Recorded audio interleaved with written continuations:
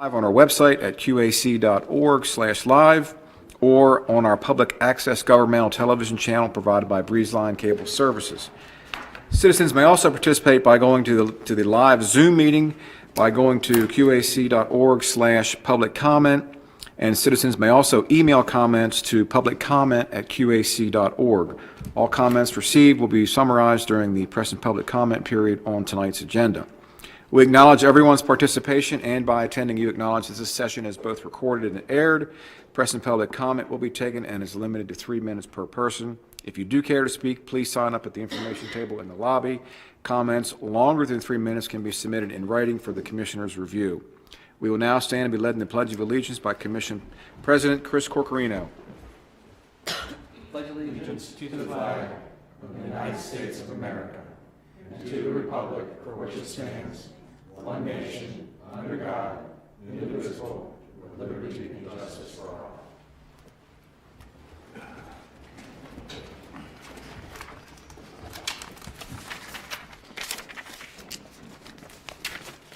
Okay, Commissioners, that brings us to the approval of today's agenda for our meeting tonight, February 25th. That agenda has been circulated along with the regular session minutes and the closed session minutes from our last meeting, which was held on January 28th. All that's been circulated for review. Do we have any additions or corrections?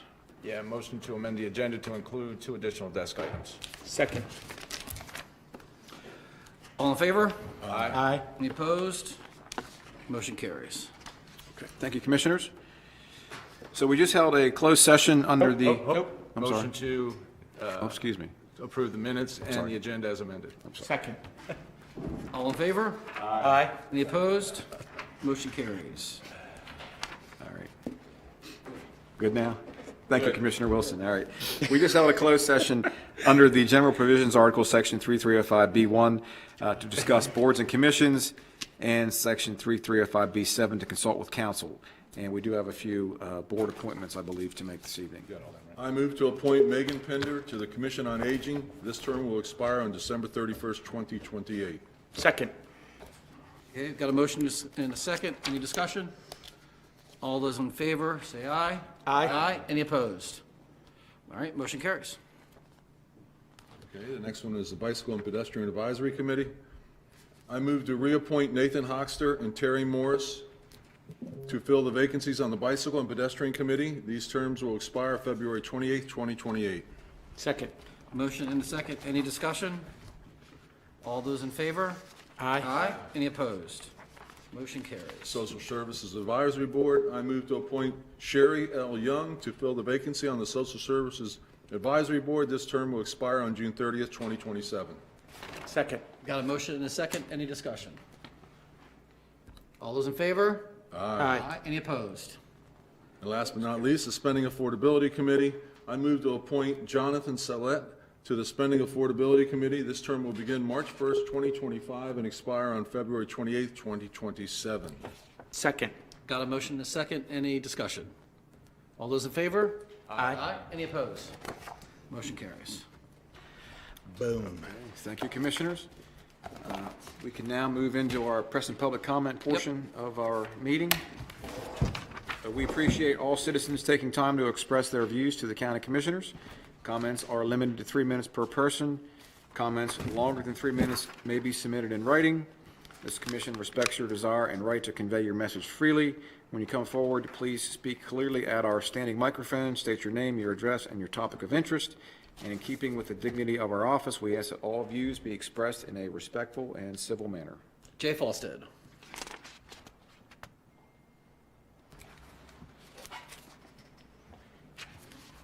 Good evening, Commissioners. Jay Falstead, Queen Anne's Conservation Association. I wanted to thank the Commissioners for their letter in opposition to Senate Bill 0931.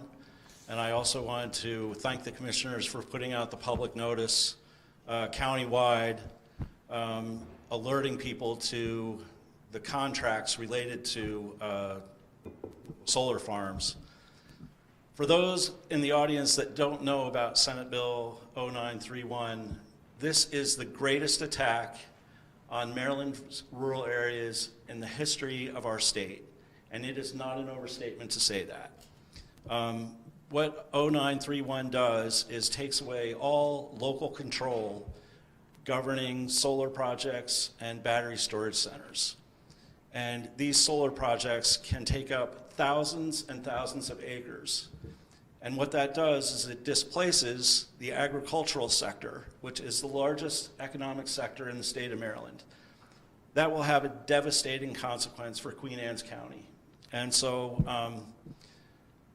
I thank the commissioners for weighing in on this. Queen Anne's Conservation Association is solidly opposed to it, along with a whole bunch of other organizations. There's a new group that's been formed just within the past couple of months called the Farmers Alliance for Rural Maryland that's opposed. I cannot overstate the potential of economic devastation if this bill passes.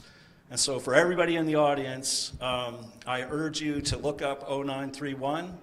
I urge you to send an email to every member that's on the Economic Matters Committee and the Senate Triple E. Health, Education, and Triple E. E. Send them an email, let them know that you're opposed to it. They need to hear from you. This is really a do or die moment for agriculture on the Eastern Shore. And I know it sounds like that's hyperbole. It's not. So thank you all for your support in opposition to this bill. And I hope members of the public that are watching on TV or on Facebook and here in the audience, I hope you also will join in opposing Senate Bill 0931. Thank you. Thank you. Jay, Jay, were you in Annapolis today? I was there last night. You didn't leave a binder, you didn't leave a binder like this thick with farm bills in it, did you? Because I saw one today. I don't think so. Okay. But thank you. If you do, let me know. Brent Alexander. Well, I think I signed in on the wrong sheet, gentlemen. I was here at the 6:15 presentation. I wanted to make some comments on that afterwards. We'll have a press and public comment at the end of the meeting, so if you want to say something after the presentation, that would be the time to do it. Thank you for that. I appreciate that. All right, I'll hold you over. All right, anybody online? All right. That's all we have on the list signed up. Is there anybody else? All right, close press and public comment. All right. Commissioners, we have one piece of legislation for this evening for consideration under tab number 7. We have County Ordinance 2502 from the Animal Control Commission. This is again on tab 7, pages 1 through 4, item 1. And this is for the purpose of revising and updating the provisions of the ordinance for the Animal Control Division to provide for reconsideration and judicial review of decisions made by the Animal Control Commission and providing for a methodology for reconsideration of those requests and decisions. I'll introduce it. Okay. Commissioner Dumanel, introduce that, and we'll schedule a public hearing for this March 25th. March 25th. Thank you. All right. All right, that's all we had for legislation this evening. We can move into the presentations portion of the agenda, so if you want to turn to tab number 6, item 1, and I believe it's up on the screen here. Yes, it's up on the screen. We have Ms. Heather Tonelli, our Director of Economic and Tourism Development, for her departmental update. Heather, welcome. Good to see you. Thank you, Commissioners, for taking the time to allow us to give an update. As you know, our Department in Economic Development focuses on economic tourism, workforce, and community development. I wanted to start today, before I start the presentation, to give a little bit of an update on the state's economic development agency, the Maryland Department of Commerce. There's been a significant shift there over the last couple months. All those that were in place in the higher positions are now moved out, and they've reorganized pretty much completely. What they did is they did a strategic analysis looking at what they could do to make themselves more competitive. So they've refocused on certain key industries, and a lot of those are aerospace and quantum computing and biomedical research, those sort of opportunities. So when you look at it academically, it certainly makes sense that then they look at the incentives and also change those incentives to match the industries. But one thing that is alarming for us in the rural communities is that those incentives that we currently use and are successful at using will now be reallocated, largely focused on those industries that don't match Queen Anne's County. So I'm hoping that doesn't go through. It's proposed. There are a lot of great things proposed in the shift. And overall, they're looking at how they can make Maryland more competitive, but it's just not a one-size-fits-all. They have a new Department of Commerce secretary. His name is Harry Coker, Secretary Harry Coker. I haven't met him yet, but hopefully there's good things to come from that, but I am concerned for our rural communities. I usually like to start out with this because I think it's really interesting to see the makeup of our zoning and the base of what our land looks like, and we are largely, which I think everybody in the room knows, agriculture and residential. And there, as you can see, there's a small slice, and these are based on the assessed values. Agriculture would be much bigger if you were looking at land mass. As I've mentioned in our January event, our population continues to grow. You can see in 24 we were at 53,000 plus or minus, and we're expected to continue to grow by 2028 to reach up to 55,000, which is, you know, close to a 5% growth. It's the highest on the Eastern Shore. If you look at the chart to the right, you can kind of see where we fall on the Eastern Shore. We're the fourth largest county. Worcester has 54,000. We're about at 53. Talbot's at 37. So I think it's always interesting to see where we lie with our friends around us here on the Eastern Shore. Within that growth that we expect to see, I also think it's important as we plan for what kind of services the county will offer, what kind of housing will be needed, is to look at who they anticipate moving here. And as you can see in those light blue bars to the right, the population is expected, those that are moving here are retirees and older. So we need to make sure as we expect that growth that we are prepared, again, with the housing and the type of services that we offer. The top industries, these continue to pretty much be the same as far as job creators. You know, our manufacturers like PRS, construction, retail trade, our tourism and hospitality industry always supports a great deal of jobs. And these jobs are the jobs located in Queen Anne's County. It's not how our residents are employed and what their jobs are. This is just within the county. If you look at the top industries by their input and output, their gross regional product, you'll see the wholesale trade, government, retail trade, manufacturing, and construction, which is pretty steady since I've been here. Those pretty much match up and haven't changed a lot. Some of the jumps that we've seen in our gross domestic product, which we'll talk about in a minute, are in the transportation and utilities, so solar would be included in those utilities. Private services and industries like retail trade, those were where we saw some of the jumps. One of the things we look at every year are our key performance indicators. What is happening within the economy? And we look at commercial properties. There were about 37 properties that sold that were either commercial or industrial in 2024. And that was about $29.7 million in property that was sold. In the prior year, that was about $45 million, so it went down, but that's going to fluctuate year over year depending on what's happening within the industry when the properties sell. As we all know, with economic development, nothing happens overnight. It's several years, and it's a phased process. But on the other hand, we saw $77.8 million in new commercial construction, and that was a 90% increase. So again, it's just the ebb and flow of how, you know, the properties are purchased, then the development starts, and that's several years over time. And we get that information from looking at the value of the new construction when businesses apply for their permits. So we pull that from our planning department. The median home price in 2024 was $539,000, and that was an 8% increase over 23. And the good news is we did see our commercial tax base, our commercial property tax base, increase a little bit. It was 11% increase. It's overall pretty small, and I think I've mentioned a few times coming in here, and we're never going to see that be at the 30% level, nor do we ever want to see that here for Queen Anne's County, but we certainly have room for improvement. And based on the fact that a large portion of our land is zoned commercial and residential, you know, we're going to work to increase that over time, but Heather, can I ask you one question? And if you don't know the answer, I'm putting you on the spot here, so it's okay. The $539 for the median home price, is that sale price or assessment price? Do you know? sale. Okay. Yes. We had a realtor on our Economic Development Commission board, and he provides us an annual report on the sale homes, and that's where I got that from. Some of the other indicators that we look at every year is our unemployment, or we look at it as much as we can, is our unemployment rate. That's reported monthly by the state. We've been steady with that over several years now. After recovering from the pandemic, we're always the lowest or the second lowest in the state. 2.5 was when I looked at it in January. I looked at it again yesterday, and it's down to 2.1, so it fluctuates up and down depending on what's happening, but overall, we're always in the lowest or second lowest.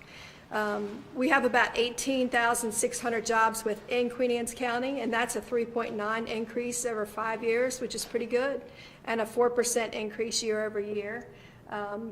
Our GDP, a few years ago, we were #1 as far as growth. Cecil County got that designation this past year, I think, with the Great Wolf Lodge, and they've had some larger projects come in. So we're at $2.7 billion, which is still a 5.8 increase. And it's okay to grow at a steady rate. We don't want to grow too fast, and we don't want to grow at all, so somewhere in the middle, something that's manageable, especially within a county like ours where we focus on retaining the qualities that we have with, you know, the beauty of the area and residential and agriculture and all those good things. So I was pretty happy with that increase.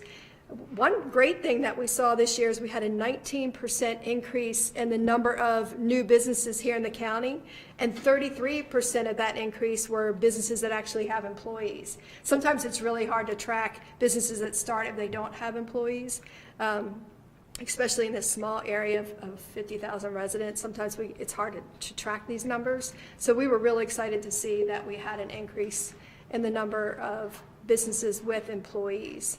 And we've already talked about the population growth, and we still remain at the 5th highest per capita income in the state in 2023. I think at one time we were the 4th, but now we're the 5th. Heather, before you move on, getting back to that growth, the growth in the businesses that have increased here in the county, is there anything you guys are attributing that to? Is it workforce?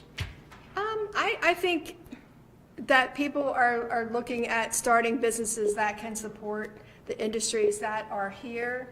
I really don't know why that is. We're happy that it's here, and in fact, I'll talk later, is we're trying to develop some programs to support that and continue to support that, because again, with Queen Anne's County, we want to see growth, but we have to be careful about what that growth looks like, and I can't see any better way to do that than to have small businesses come to the area and or help new entrepreneurs that want to start and grow over time and grow into larger businesses. So we see this as a great opportunity and indicator.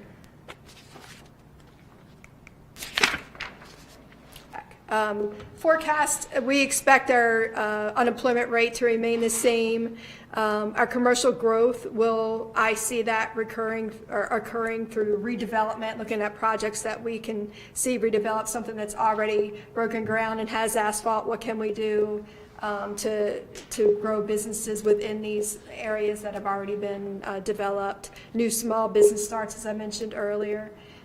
We have a lack of shovel-ready projects in the county, commercial inventory that's kind of ready to go, that somebody could put a shovel in the ground next day. We don't have a lot of that opportunity, especially on Cat Island, as we continue to see that largely built out. So we expect future growth with sites or site-ready sites to hopefully happen in North County over time and all in line with our comp plan.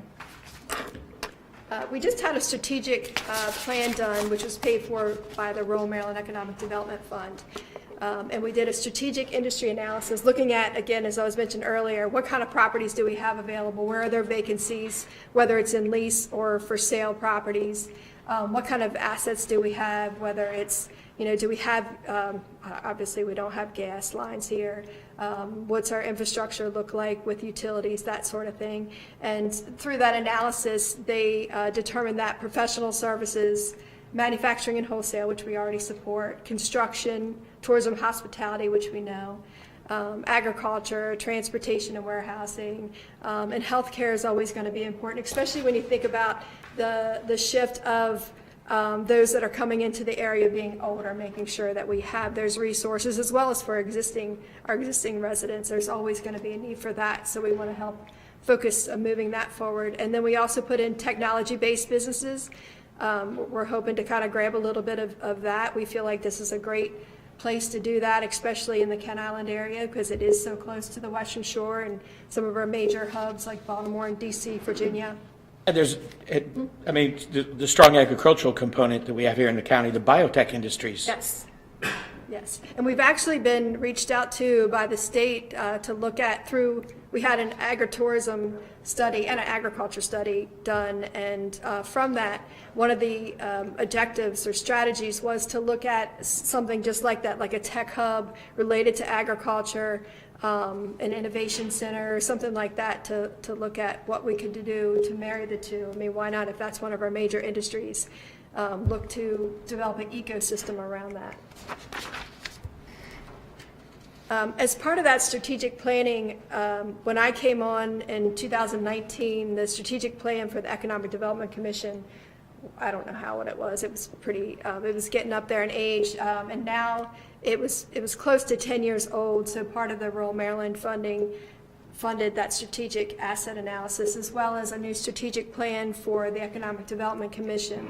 And I've listed the priorities here, and I know with time I won't go into too much detail, but largely they want to champion some of the things that we hear from our current employers as issues, quality workforce housing, transportation, of course, expanding tourism opportunities, looking at agritourism and existing locations, whether it's Kent Island or northern Queen Anne's County, what can we do to support growing tourism in the area and facilitating business growth and attraction. And as I mentioned earlier, I really see that happening with supporting our existing businesses to help them grow, using programs to help new innovators and entrepreneurs start businesses.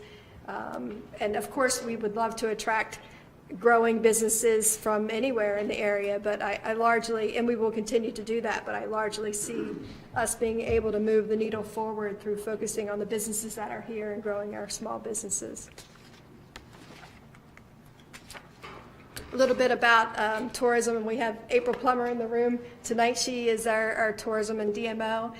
We saw a 16% increase year over year in our hotel tax from FY24 to FY23. We had 410,000 visitors, which is a 4.7 increase, $178 million in spending. That's a 6.3 increase. And we've been really careful about trying to track stats of who's coming into our visitor center. And we saw people from 50 states and 20 countries.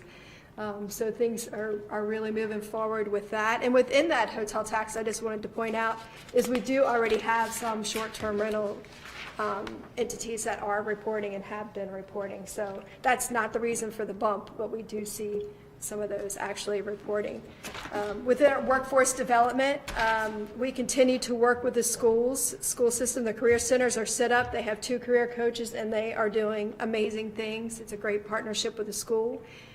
We have 301, not we, but the career coaches have 301 career building internships, 81 new businesses offering internships, and 4 certified youth apprenticeships, and 4 businesses in process of acquiring apprenticeships.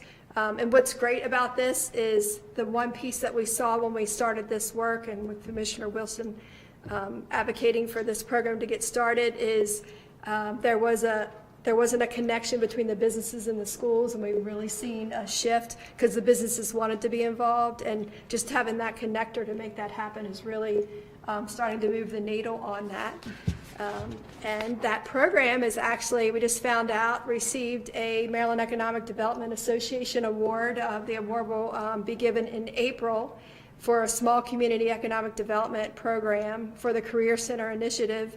I've applied several years for the workforce development efforts and Connie's efforts, and building the apprenticeships and internships. And so we're really excited to see that the program was recognized this year through MEDA. I wanted to take a brief minute to update you on the passenger ferry. We've had a few calls with Anne Arundel County. They continue. As you may remember, they received the federal grant, and they are in process of trying to find someone to build the boats. That's the next step, because they have to be electric, and there's no one within the U.S. that are currently building these. So this is a few years out, but they are starting to look at planning of where it would come. They do want it to start from Anne Arundel County to come to Queen Anne's County.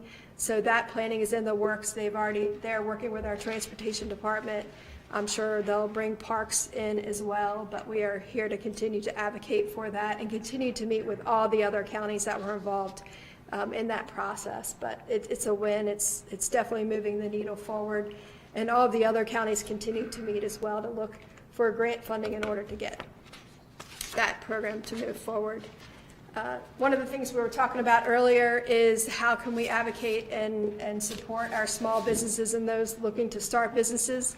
And Rebecca Clark, who works in our department, was key in getting this started. We have 2 programs, an Ignite program and an Elevate program. They are business accelerators.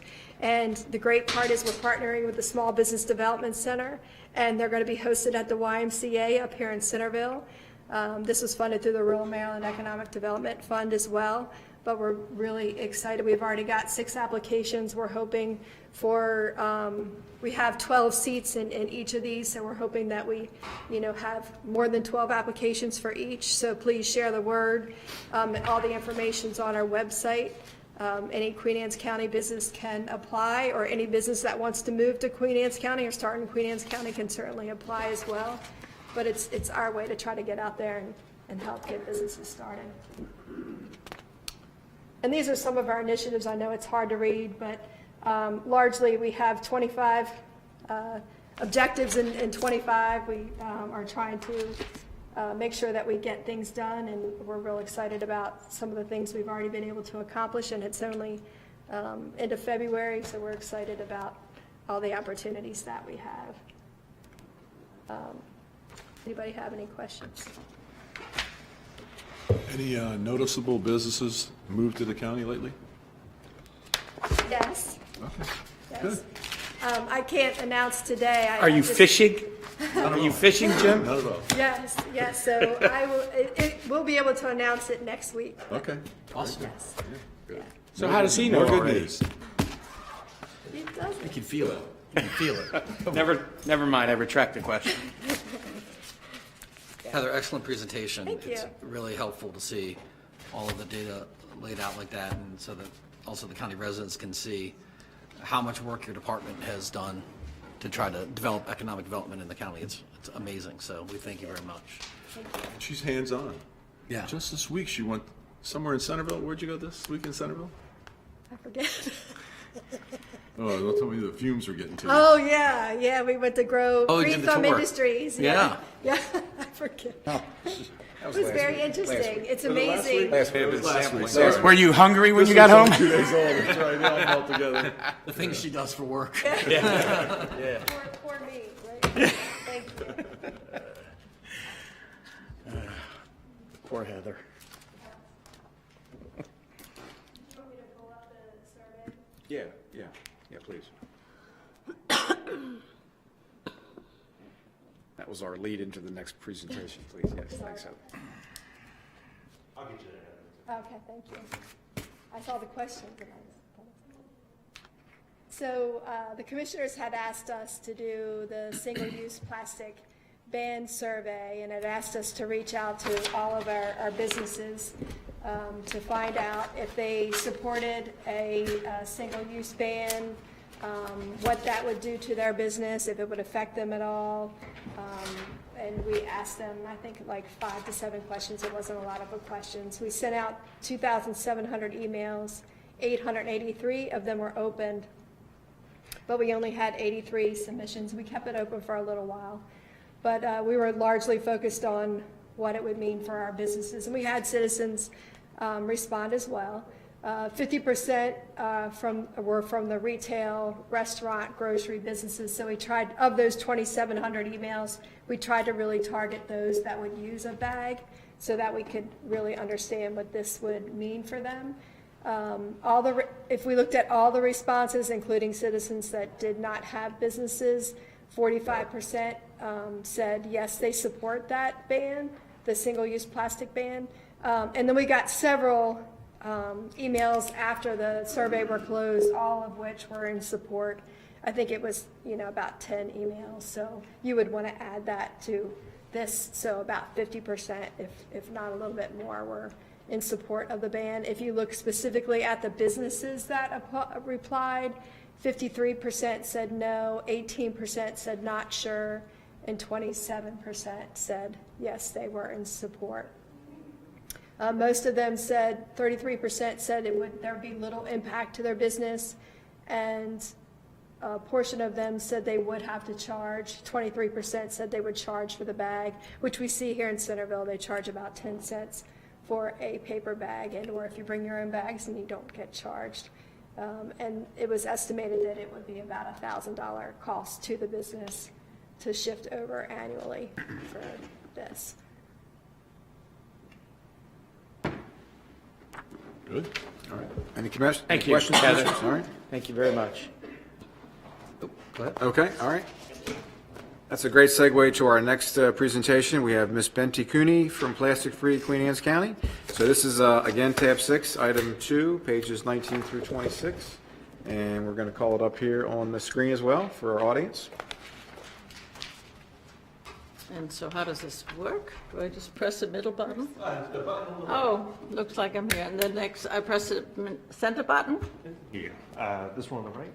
Oh, that one. Okay. There we go. Very good. Okay. Well, my slides are, it's hard to compare to Heather's very professional, beautiful slides. We'll do our best. Well, distinguished commissioners, I'm Bente Cooney. I'm the founder of Plastic Free QAC, and I live in Graysonville.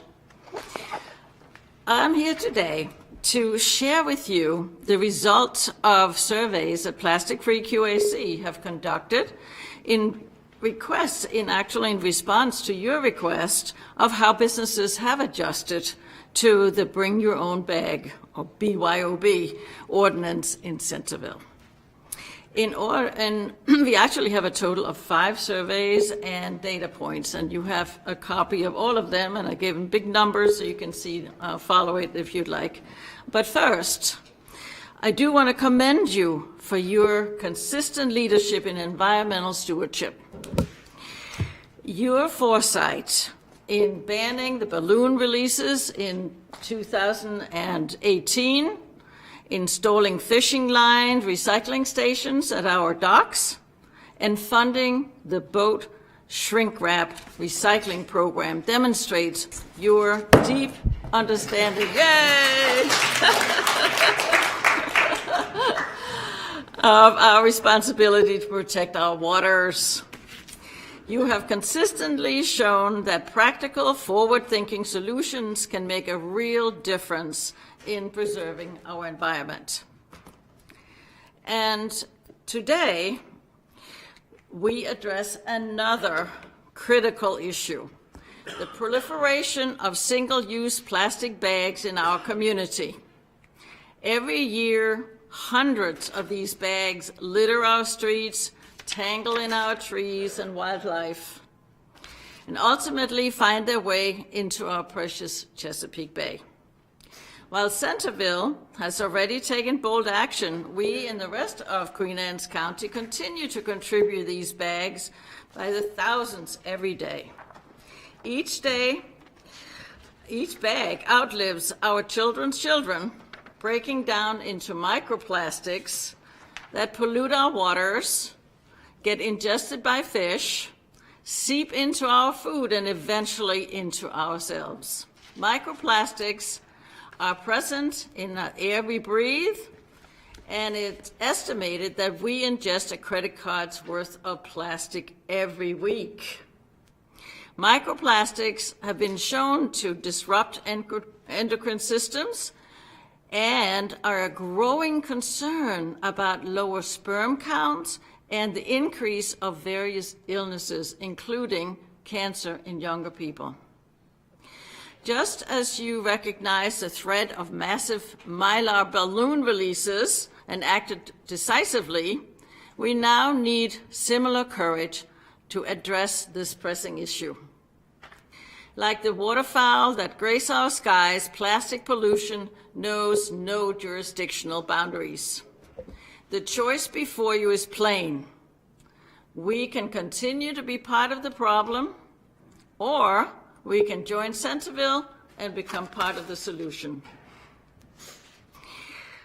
Some may say that this change is too difficult, too inconvenient, or too costly. The fact is that many jurisdictions across the country, as well as in Maryland, have implemented similar legislation with little or no negative impact. It's been accomplished in Anne Arundel County, Howard, Baltimore, Montgomery, and Prince George's counties, as well as in Easton, Chestertown, Salisbury, Annapolis, Baltimore City, Frederick, Westminster, College Park, Greenbelt, Tacoma Park, Laurel, and Centerville, of course. Maryland's neighbors in Alexandria, Arlington, Fairfax, and Loudoun counties in Virginia, as well as all of Delaware, have implemented this as well. Allow me to explain the results of our surveys and 5 data points as follows. First, our shopper survey tracked bag usage at 4 Queen Anne's County grocery stores and Target.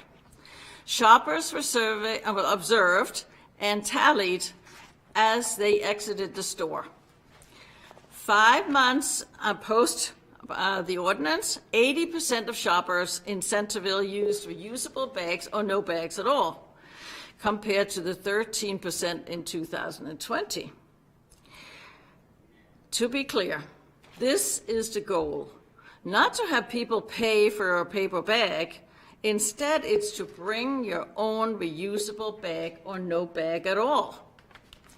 Interestingly, only 19.1%, less than 1 in 5, bought paper bags at 10 cents.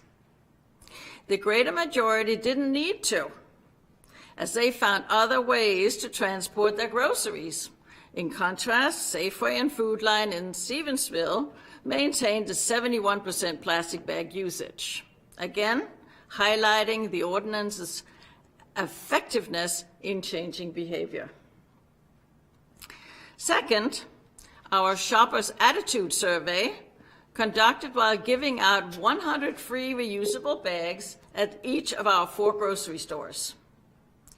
Shoppers were asked, would you support a Queen Anne's County countywide single-use carry-out plastic bag ban? The result revealed that 75.4% were in support of a countywide ordinance, while 12.9% opposed and 11.7% were neutral. So the 75.4% indicates significant public support for eliminating single-use plastic carry-out bags and do your BYOB, bring your own bag. Third, we directly surveyed 29 businesses in Centerville. We went door to door and talked to people in charge, and the result also demonstrated support for expanding the bag ban or bring your own bag countywide. We asked 3 key questions using a 1 to 5 scale, with 5 being the most positive. Question 1, how was your experience? How has it been with the plastic bag ban so far? An impressive 72% of businesses responded with either a 4 or 5, indicating positive or very positive experience. Question 2, how have you adjusted to the change? Even more compelling, 20 businesses gave a perfect 5, with a total of 79 responding either a 4 or 5, showing the ability to adapt. Question 3, do you support a county-wide bag ban? A decisive 23 out of 29 businesses said yes, they would be in support. 2 were neutral, and only 3 opposed. 1 declined. These results decisively demonstrate that Centerville businesses have not only adapted successfully to the bag ban, but also overwhelmingly support an expansion throughout Queen Anne's County. 4th, another interesting finding was a countywide, actually excluding Centerville, survey of 93 businesses, where we found that 72 out of the 93 stores and restaurants are already using paper bags. 17 stores use a mixture of paper and plastic. 4 plan to switch to paper when their plastic stock was used up. Finally, number 5, we collected a list of 121 businesses over the last couple of years who agreed to be in a coalition in support of countywide single-use plastic bag. This list includes businesses, farms, restaurants, schools, and organizations. To summarize, we were pleasantly surprised that the majority of Centerville businesses and citizens we spoke with were adapting well to the change. While nobody likes change, I mean, after Centerville went through some initial irritations and complaints from consumers and businesses, our results show that both are adapting very well. Additionally, most shoppers that we encountered in Centerville and throughout the county are in favor of having the rest of the county follow suit. The time for action is now. Each day we delay means thousands more bags are entering our environment, especially as our county grows with major development. Our children, our neighbors in Centerville and history are all watching.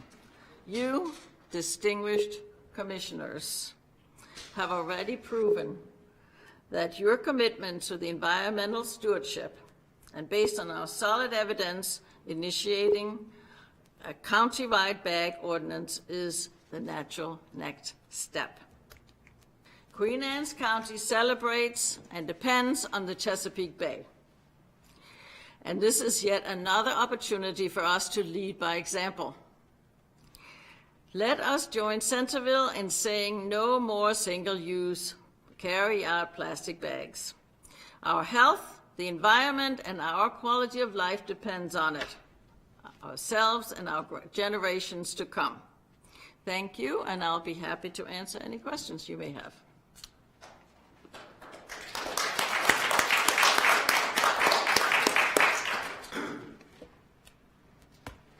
Do we have any questions?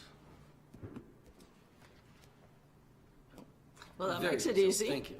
May I ask when we might have a decision by you to decide whether or not you would like to introduce an ordinance? So anybody can introduce an ordinance at any time?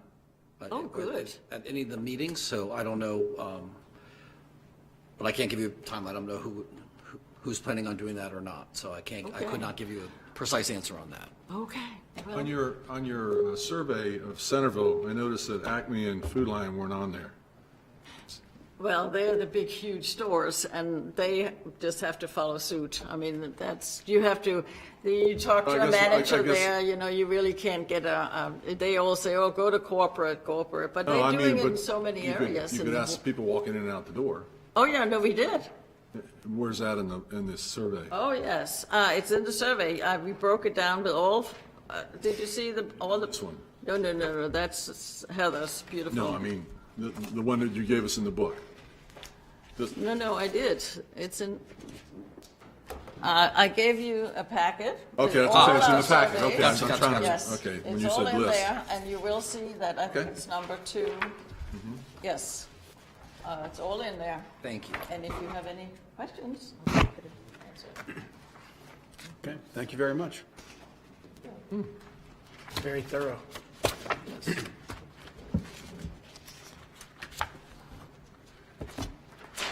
presentation. Okay. All right, and our final presentation this evening, Thank you. again, tab number 6, item 3, is Mr. Terry Hasseltine, the Executive Director from the Maryland Sports Commission. So, again, tab 6, item 3, pages 27 through 65, and it is up on our screen here for the audience as well.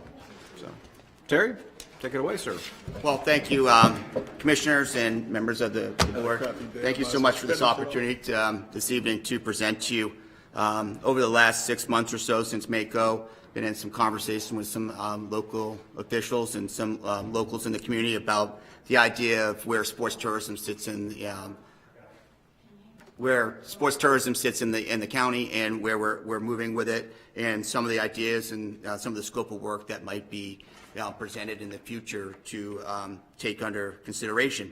With me today is a colleague of mine from Florida, Mr. Kevin Smith. He's part of our consulting group, The Collective Best. We collaborate with him.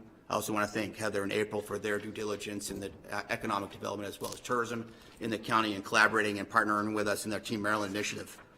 So our story is pretty strong. We've been here for 16 years. I was the first and only executive director of this office, so you're stuck with me. So regardless, I'm going to go over some high-level stuff here, and then we'll get into some brass tacks here towards the end. Our job is heads and beds, food and belly, gas and cars, credit card and cash counters, and butts and seats. That's how we measure the industry that we're in, and that's how we measure the scope of what we're trying to provide to the jurisdictions in which we are involved with through our partnership and our collaboration.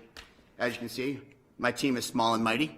It's myself and 2 other members. We are a division of the Maryland Stadium Authority through our Sports Commission, but I also have a nonprofit arm called the Sport and Entertainment Corporation of Maryland, which is a nonprofit 501c3 tax-exempt organization. Our family tree is simple. Maryland Sports, we give out youth and amateur sport grants. We give out major event fund grants, as well as youth and amateur TV, video, and broadcast grants through our office. We also are part of an association of Team Maryland. I just learned I need to change that slide because all counties in the state of Maryland now belong to Team Maryland. We are one of the only initiatives in the state where all counties participate, and that's about bringing sports tourism to the forefront of our state. Right now, through our youth and amateur sports grant program in 2024, we gave out $1.5 million in grants, generating $175 million worth of direct spending on Maryland's economy. That's a 1 to 116 return on investment over 130 events that we did through that grant program. We also run the Maryland, from the community side, the Maryland Sports Spelling Bee. You're probably saying, why in the heck is the Sports Commission running a spelling bee? Well, the National Spelling Bee, which is on ESPN, is hosted in Maryland down in Prince George's County. And in order to be in compliance with that, we had to make sure the whole state was in compliance with hosting spelling bees. So we host all the counties and all the home schools and the others that don't offer a spelling bee so that we can provide a true champion to the state of Maryland participating in the annual bee. How do we operate? Well, we do exactly what we're doing tonight. We come here and get in front of elected officials. We work with community partners. We get out there and we advocate for the importance of sports tourism, but also find out what's keeping you up at night. What's keeping you, why is this not on the radar? And if it is on the radar, why aren't you doing it at a higher level, and how do we help you? Our whole purpose for being here tonight is how do we help you? How do we help you with your vision, and how do we help you with your plan, and how do we strategize together so you can get what you want and how you want to get it and what's right for Queen Anne's County. We're not here to tell you, like we just heard in one of the other presentations, all models do not fit all counties. So what is particular to Queen Anne's County? How do we have to attack it? How do we have to approach it? It's not the same as Worcester and Wycombe County. It's not the same as Cecil County. And for sure, it's probably not the same as Baltimore or Garrett County. So we have to come in and sit with the appropriate leadership, make sure that we're understanding what the tools and the needs are. Well, I just saw on the previous screen with Heather, tourism is one of the top 4 priorities in the strategic plan. Well, what are we here to do? To try to help you figure out how to elevate tourism, but through a specific niche in a particular genre, which is sports tourism. Also saw it was number 19 in your top 25 that you want to, continue to grow Team Maryland in a partnership and that collaboration. We're here to tell you, as long as you want to be in Team Maryland, you're going to be in Team Maryland, and we're going to work hand in hand and glove in glove with you to make sure that happens. So we give out grants through our programs. Again, youth and amateur, anybody who's not paid to play. Major events, anything that's high exposure, high growth strategies, like your NCAA basketball, your high profile Army Navy games, major golf events, etc. That brings the TV revenue, that brings the large corporate sponsor revenue. So there are reasons why counties need support with hosting those activities, because you have to plan those things years and years in advance, and it takes capital to get from point A to point B. And then last but not least, we work with you in hand in glove to make sure that we execute and commit on the things that we promised we're going to do with you. I think I've already gone through this slide pretty good. Sports tourism is important to the state of Maryland. We generate, over $250 million in direct spending on Maryland's economy each year through sports tourism. That's kids playing ball sports. That's kids in, swimming programs. That's kids playing Quidditch, which is quad ball now, the Harry Potter famed sport. There are people playing soccer, lacrosse, you name a sport is being played in the state of Maryland. And right now we're in the decade of growth in sports tourism. Coming out of COVID, sports tourism has grown at 3.5% annually year over year since COVID. No other discipline within tourism has matched that. Matter of fact, most of them have decreased and or plateaued. So we are on this renaissance of growth through sports tourism right now, and we're continuing on that steady growth here in the state of Maryland, and we're really excited about what the future has. Even though we're not hosting the World Cup here in the state of Maryland in 2026, the residual of the World Cup coming to the United States will flush the Maryland market. You will see overnight stays. You will see teams here. You will see fans here, even though we're not directly hosting a match and or an activity around the World Cup. You're talking about the United States bidding on the Women's World Cup in 2031, the Rugby World Cup in 31 and 33. And then also we have the Olympic Games coming in 2028. Maryland is at the front and center of a lot of those conversations because of our leadership through my office and through the state, making sure that we're connected to those partners across the board to ensure things like USA Lacrosse, things like USA Soccer, things like USA Baseball, that we're working that marketplace to ensure that those teams come here and train. The games might be in LA, but at the end of the day, and Kevin can contest as others, they need places to practice, they need places to stop by, they need places to grow their product and their portfolio. And I think right now, based on what we're hearing tonight, there is a ripe opportunity for Queen Anne's County to figure out how to capitalize on the growth of this industry in the future. The Mike Laren Bush Fund, named appropriately after the former speaker, is about giving out money to the youth and amateur sports market, making sure those events are finding a place to participate, to activate, and also helps build a local community, because at the end of the day, it's your local rec programs, it's your local Boys and Girls Club, it's those type of programs that feed these travel groups and these other things that travel around the country. And those who have kids who do play in travel sports, you know how your pocketbook hurts. I'm not here to tell you how it doesn't, because you're going there and you're staying 2 to 3 nights, you're paying the registration because you're not going to tell Johnny and Sarah they can't play in their sport or their activity. You'll actually probably mortgage your house or sell your car, or maybe even sell some blood in order to make sure that Johnny and Sarah have that opportunity. And I'm here to share with you, people do it all across the country each and every day. Here are some of the activities that we've been a part of helping grow and expand in our state since they've come on board. You can see everything from high spectator events to high impact events to high participatory events and the like. So you can see we're involved in all walks of life when it comes to sports. We help with paddle sports, we help with water sports, sailing, regattas, and the whole 9 yards. We don't stop. This is just a random sampling of some of the things that we do. Then you move on to the Major Events Fund. We help bring Navy Notre Dame to town. We help bring the Premier League to FedEx Field, and working on a multi-year deal with the Premier League about returning year after year, not only with their program, but how growing their youth components. We're also working with the CIAA and making sure that returns year after year to the city of Baltimore, and making sure that that tournament never leaves the state of Maryland. And then, because major fun events, we don't just deal with sports, we deal with entertainment. Hence our nonprofit, Sport and Entertainment Corporation of Maryland. Ocean's Calling, we're helping them grow those music series, which is sold out every time they've opened the door to a new one. So you have Ocean's Calling, Country Calling, Rock Calling, I think, and the next one is about to pop on the beach in Ocean City. They have 4 on the circuit, so we are helping them grow that portfolio, and we're really excited about being involved with that. But what we're most excited about is Team Maryland. Team Maryland is our heart and our soul of what we do, and hence why we brought Kevin Smith and Chris Smith on board to help us with this. Because as you can see, we're an office of 3. And an office of 3 can't be in Ocean City, can't be in Garrett County, and can't be down in Southern Maryland and Baltimore and the whole 9 yards. So we need partners, and they help us make sure that our Team Maryland partners, which Queen Anne County is a part of, by the way, and thank you to that partnership. They do a really nice job out of the Office of Tourism and Park and Rec and Economic Development, working with us to make sure that we identify. I know Chris and Kevin were here just a while back and did an assessment of the county and what the possibilities and how we can potentially look at this. And so through this process, you can see, we help recruit new events to Maryland. We help expand homegrown events, everything like the Maryland 5-Star, for example, happens in Maryland every year. That's a homegrown event. We bid on it through a national governing body, but we built it from the ground up. It didn't exist, so we helped grow it. The Maryland Cycling Classic grew it from a nascent event. Now it's the largest one-day professional cycling event in the United States. We're working with the First Lady and the Governor right now about creating the Preakness Festival. The 150th anniversary is this year in the state of Maryland. We're trying to take a program that can grow that thing and expand it so that everybody across the state can feel and own a part of the Preakness. It's Maryland's largest single-day sporting event, and we need to figure out a way in this state how to celebrate it at the highest level. And so through our Team Maryland partners, we will grow and expand on that opportunity. Increase business and local visitation, destination awareness, social media followers, and the like. I'm going to hold on this slide. The rest of my presentation, I would like to, just orate without the materials because as I presented, it's a pro forma. And it's in your packet, and I think you can, look at it, and I think it's something that a really good work group could tackle and take on. And what this pro forma basically says is that, we can increase tourism if there were a sports-specific, sports tourism-based facility here in the county.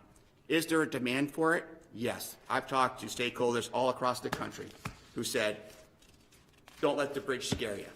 Because if there was something right on the other side of the bridge, we could figure out a way to utilize it, and we'd be willing to come across and utilize it. We saw it when Hogan was using it for this lacrosse tournaments, and you had the sod farm that was available for them, but because of agritourism, some of that stuff went away. So having a facility connected to the college or connected in that region or whatever can help you grow heads and beds, food and belly, gas and cars, credit card and cash encounters, and butts and seats for Queen Anne's County. That's at the core principle of what this is about. And I'm not here to sell you today to say this is what you should do, but I'm saying let's be willing to roll up our sleeves and explore it. And what does that look like? That means taking this data, analyzing it with me and my team and our partners at Collective Best, synthesizing to figure out what's best for Queen Anne's County. Because like I said, it's not a one-size-fits-all model. Like I said, is it rectangle fields? Is it linear fields? Or is it a combination of rec and, linear fields? Right now, the answer is not known. But what I did in the performer was take a various series of parks around the country, consolidate it into one data stream, so you can see what the impact over a course of 10 years could look like if you were to take on this activity. Like I said, it's not refined, it's not verified by any direct source, so I want it to be known that this is not a study. This was a Terry Hasseltine working with some partners across the country to data collect to give you at least a baseline to start from so that the county can make an educated decision in a workforce and a task force to consider whether we study this at a higher level. And so through this performer, you'll see key initiatives. It shows you some of the economic costs that are going to be involved with this. How do you get it off the ground? How do you get it started? What are some of the things you have to consider while making these decisions? What is the potential impact if done and done right and done well? Well, the numbers are staggering, but at the end of the day, it all depends on what the plan is that we work together to create and develop. So I'm not here to tell you, like, Queen Anne's County, put the shovel in the ground tomorrow, we'll get it done. What I'm saying is let's have a really good, strong conversation about the idea, and let's figure out what's the best for Queen Anne's County, and how do we grow sports tourism on this side of the bridge and have people start stopping on the other side and not coming all the way over. And I'm here to tell you that, with our partners and the collective whole of Team Maryland, we can figure out a win-win strategy to make things that could generate in excess of $100 million in revenue over 10 years here for the county because of the right facility in the right place in the right location. And it will spur extra growth because people will want to be around a facility like that that's bringing more heads and beds, more food and belly, more gas and cars, more credit card and cash encounters, and more butts and seats right here in Queen Anne's County. So I conclude my statement and my remarks to the council. Anybody have any questions? A lot of information and a lot more to take in. Battle on the Bay. That's what we'll call it. Yeah. Yep. We'll have 40 baseball teams from 5 states. Then we'll get Perfect Game to sponsor. And they'll stay in our hotels, and they'll go to our restaurants, and they'll get our gas, and then they'll go home. You had me at hello. Well, I appreciate that, but like I said, I'm really here, in honesty, that if we put our heads together and we come up with the right work team, we can figure out whether that's bringing in a private consulting group to assess and evaluate, with the Collective Best or, Evictus or someone of that nature, or if we come up with a strategy and it makes sense that we need to go to the legislator and look at how do we do an analysis and a study with, the state, with Department of Commerce and MSA collaboratively, we'll come up with that strategy. But I just wanted to give you a highlight that there's a team here willing to help you and lift this up and bring it to the forefront. And that's really, at the end of the day, all I wanted to get here today and make sure you realize that Terry Haselstein and the Maryland offices, the Maryland Sports Commission are here to help Queen Anne's County go down this path if they want to. Now, do you guys partner with MPSSA? We do. Yep. We do a lot of things in collaboration with them, and like with high school sports and stuff, we have to be very mindful because that's county to county movement of funds. We're talking about bringing new revenues, new dollars, and how do we grow and lift the portfolio with dollars that normally wouldn't come to Maryland otherwise. But we do work with them because at the end of the day, at the core, if they're performing and their sports are doing well, like where flag football right now is growing in the United States because the NFL's investing, now schools are going to be taking that on. Guess what's not happening a lot? Tournaments are just starting to grow. So if you get on the forefront of that and you have the right facility in place, you could become the epicenter of a flag football event, battle of the day, whatever you want to. But those are the type of things that I think could come out of this fruition. And sports are growing right now. Youth sports are growing. Again, I go back to the analysis. Girls travel 3.5 to 1 with parents. Boys travel 2.5 to 1 when they travel on trips. Anywhere from age 9 through 14, that ratio is a little higher. Once you start getting 15 and beyond, kids are starting to become a little bit more independent. You allow them to go with their coach or whatever, so the number drops. But if you get in that sweet spot, girls sports between 10 and 14, the ratio is higher. Boys sports between 8 to 12, you're getting an equivalent ratio. So there's win-win opportunities here, and there's places to, here. But right now, there's that center focus right here, right on the side of the bridge. You have to go some serious distance south to get into Wycomico and Worcester, and now Ocean City's talking about it. Or you have to go to the turf up in Delaware. And right now, as you know, that's kind of in La La Land. I don't mean to say that. It's a good friend up there, but it's kind of there. But like right here, coming off the bridge, you have all that inventory that's growing right along Route 50, coming in over the bridge. And you have just south of here, you have the really nice restaurant and hotel capacity just to the south. You have Centerville. So there's, in the college, in the university. So there's a way to connect these assets together.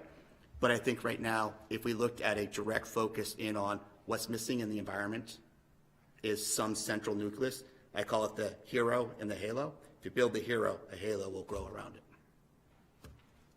it. Any other questions? Awesome. Questions? No, thank you for your presentation. Gentlemen, all we're trying to do is look at a feasibility study to see if this can work in Queen Anne's County. And we're not looking at breaking ground. We're not looking at, putting in tons of turf fields next week. We just want to I just want to go to the next stage to approve a feasibility study so that we can actually look at this and see how a company or investors can look at doing this. I'm not advocating that the county spend the money to build a sports area. What I'm advocating is that we would lay the groundwork, the sewer and the water and the zoning, to allow someone to invest to build the sports fields. And the only way to do that is to go to a feasibility study. Public-private partnership. Yeah, there's a number of things, but the feasibility study will help us determine that. And it's not going to be on Kent Island. We know that. You live in Maryland? I do. You go to the beach a lot? I do. You deal with the traffic? I do. How do you think that traffic, somebody wants to come here for a tournament, has to deal with that traffic? I can tell you right now, there's parts of this country where these facilities are right near some of the hottest tourism properties you'll ever see, and traffic is 3 times as worse. And they still come, and they still spend, and they still stay. Because here's the other thing, over the course of time, you will find a diversion plan. How do you come over the bridge and divert? If the property's doing and producing at what level you think it's going to produce, and you think it can, you will create strategies that will take tournaments backdoor cut. That's like you would in basketball. How do you get the hoop? Backdoor cut. You would find create a county road or something that would bring a new access point where if people are coming for the tournament, instead of staying on Route 50, whatever street we want to call it, we'll call it Phil Street, can cut down there, and you're on the backside of the tournament. So there are ways to do that, but it has to all go as part of the master plan. It has to be the hero and the halo, and then those things and those strategies. But I can tell you right now, I've been to a lot of places in this country with traffic far worse than that bridge traffic, and facilities are smack dab in the middle of it. Jim, I think you'd be surprised how many teams from the Western Shore travel to Georgetown, Delaware, to Sports at the Beach to play in baseball tournaments. And umpiring down there, I can tell you firsthand, teams from Olney, Maryland, every county on the Western Shore, you have a representative, a team, 12U, 13U, 14U that come and play there. So I agree. I think that if you build it, there's a passion in youth sports that will overcome traffic. It'll become a destination, and people will travel to play baseball. People travel, 6-7 hours to play in a tournament down in South Carolina. Yep. So, I mean, like I said, you had me at hello. I think this is something that we should take a serious look at, and the return on investment, I think, will come. Agreed. Well, I'm going to make a motion. But so right now, we don't have any estimates for feasibility studies, right? Well, a year ago, we approved $75,000 as a group, and that fell apart when, we went to the presentation with the Maryland Stadium Authority, and they came back with a much bigger number. So we can we found a different companies, it's more than one, but that's why we need to vote for the feasibility study to choose that company or two companies to do the research. All right, so, but then we need to have the quotes from them to do the vote. Yep. We can help you build an RFP to get those companies to, gauge the right tools and resources. Like I said, my role not only here in Maryland, but I'm former chairman of the National Association of Sports Commissions.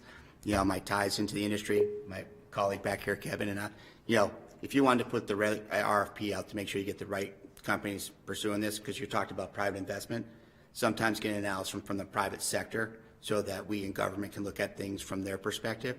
And then we could do maybe an analytics and review of the study from our perspective to make sure that it crossed the T's and dotted the I's for the expectations for Queen Anne's County and for what we would want to have back in our ROI.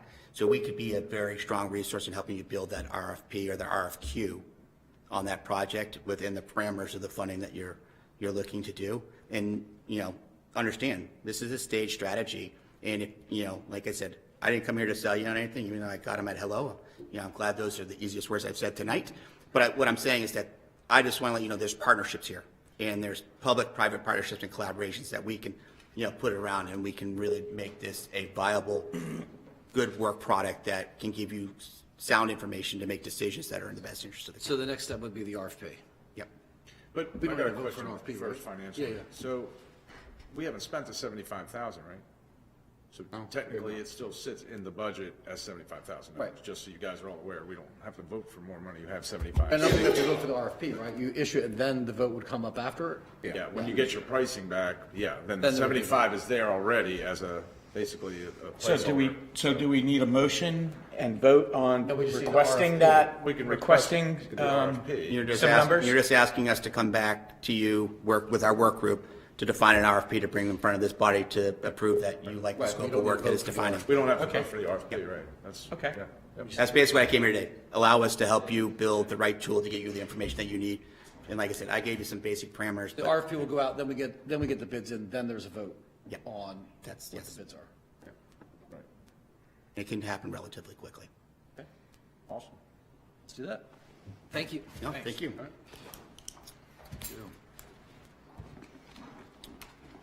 All right, Commissioners, that concludes the presentations for this evening. We can move into the action items portion of the agenda this evening.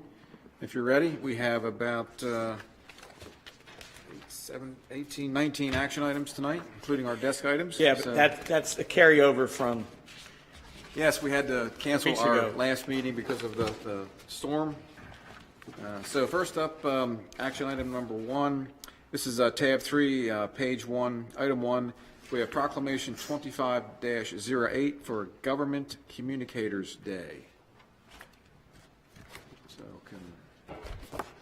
Commissioner Dumanow's going to recite that for us, I think. Proclamation 25-08. Whereas the role of government communications professions is to inform, educate, engage their communities. And whereas robust communication in government creates trust and inspires residents to take action and be involved. And whereas government communications create relationships and calls to action, builds awareness, understanding through storytelling, engage and foster engagement on civic issues, and use all channels to include people in critical decisions. And whereas it is essential to have strong communication in government because it is the foundation and element of living in democracy where citizens have freedom to make their voices heard. Whereas Queen Anne's County is proud and has have deep gratitude and recognition for government communicators, professionalism, dedication, hard work, commitment, enthusiasm, and sacrifice. Now, therefore, the County Commissioners of Queen Anne's County do hereby proclaim February 21st of 2025 as Government Communicators Day in Queen Anne's County and encourage all residents to thank the members of Community Affairs, QACTV Channel 7, the Office of the Sheriff, and other county departments with staff who dedicate their careers to ensure Queen Anne's County has effective, impactful, and successful communication strategies that resonate and are relevant. Signed by the County Commissioners. All right. Come on, yeah.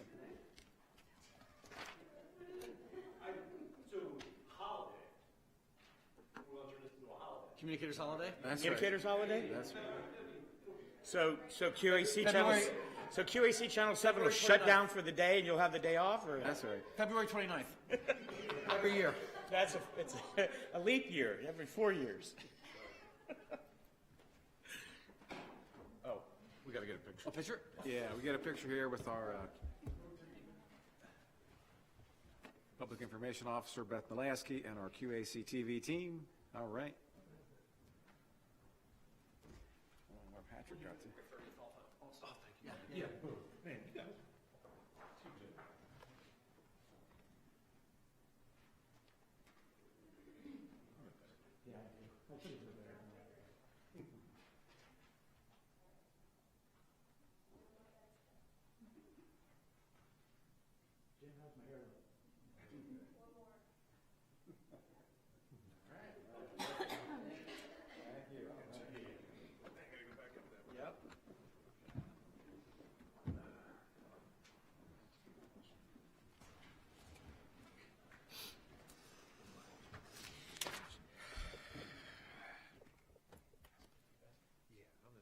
That's probably why you're hearing yourself out of the speakers really loud, too.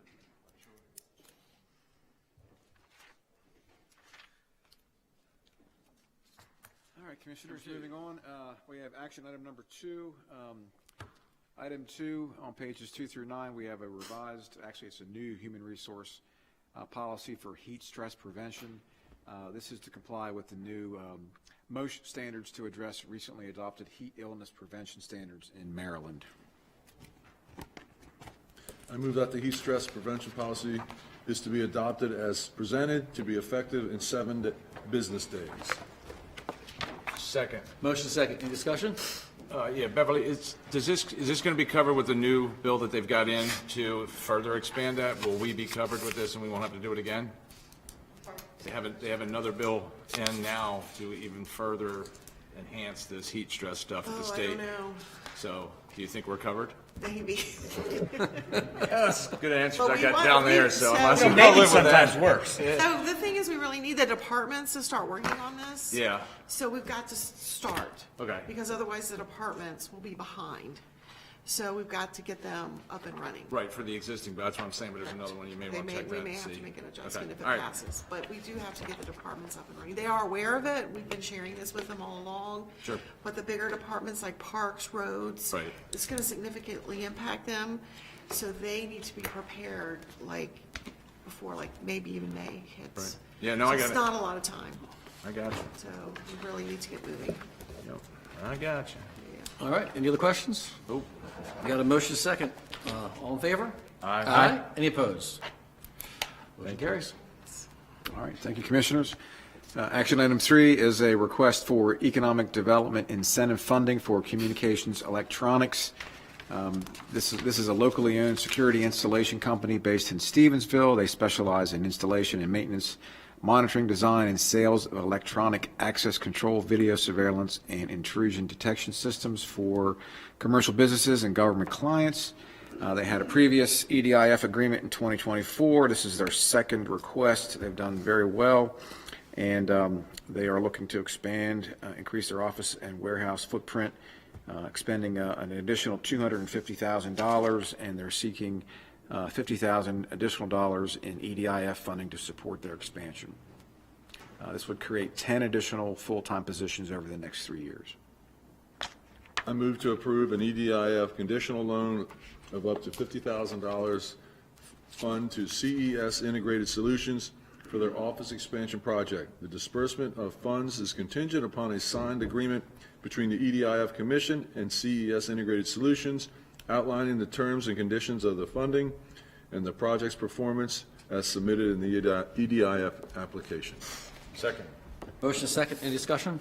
We can, our Waterman's Marina down at the Narrows would be a good spot for new security systems. That's right. State-of-the-art stuff. Yeah, That's that's right. out there. Yeah. Any other comments or questions? All in favor, say aye. Aye. Aye. Any opposed? Motion carries. All right, thank you, Commissioners. Item 4 on pages 12 and 13, this is a Bay Bridge Run support letter. The run is scheduled to be held on November 9th, 2025, and this is, we've worked very successfully with Corrigan Sports to host this event, and we look forward to a continued partnership with MDOT I going move to forward. execute the letter of support for the Bay Bridge Run scheduled for November 9th. Second. Got a motion second. Any discussion? All those in favor? Aye. Aye. Any opposed?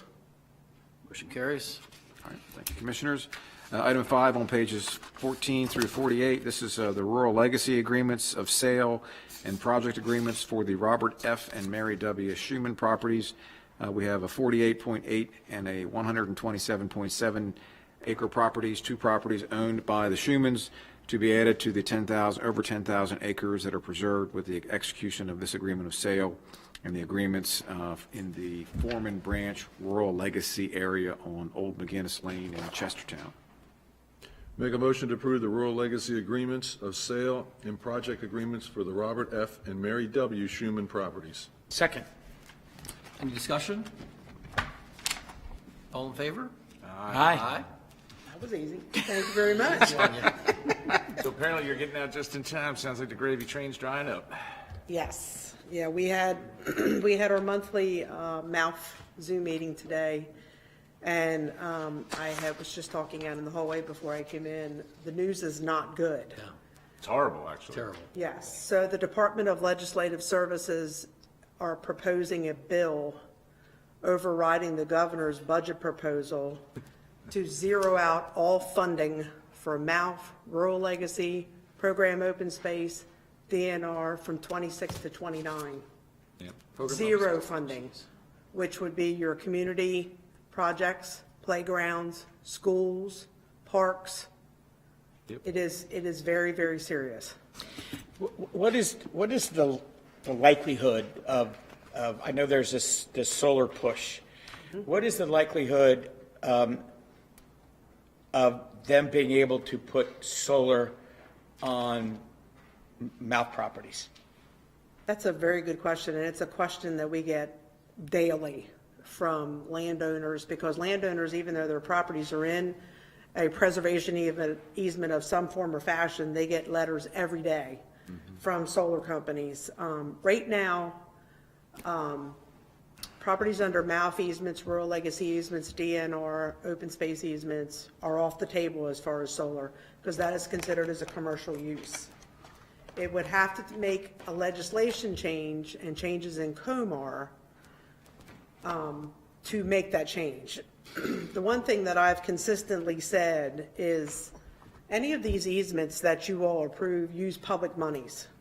And the public money is used in that. It's in law that says the ag transfer tax is dedicated to solely be used for land preservation and nothing else. Not the general fund, not whatever other budgetary issues come up. Now, there has been in the past, the legislation has moved to use bond money. because the ag transfer tax is considered as cash money and has been utilized to, I don't want to say fix budgetary issues, but Oh, you can say that. You can say it. okay, fixed budgetary issues, and then the money for the land preservation has been bonded. But there's also been a law that has been in effect, and this happened back when Governor Ehrlich was governor. If that money is used to put in the general fund, there is a law that requires that money to be replaced and repaid within a 3-year period. And that was part of the big budget that we had last year, because when Martin O'Malley was governor, he raided the ag transfer tax to fix the budgetary problems, and it was time for that to be paid back. That's why part of why we had a big budget last year. Those contracts with those landowners are also with the state of Maryland, which are every citizen that lives in the state of Maryland. And their money was used with a promise made that that Right. farm is to remain in agricultural Right. use.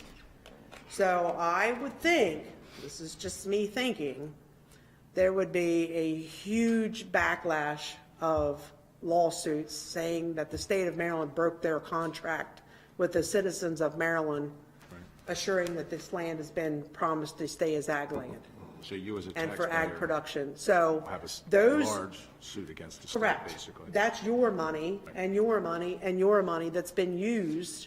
And anything you record in the courthouse and anything marriage licenses, protection orders, land transfers, sales of properties, marriage licenses, everything that gets recorded pays a tax.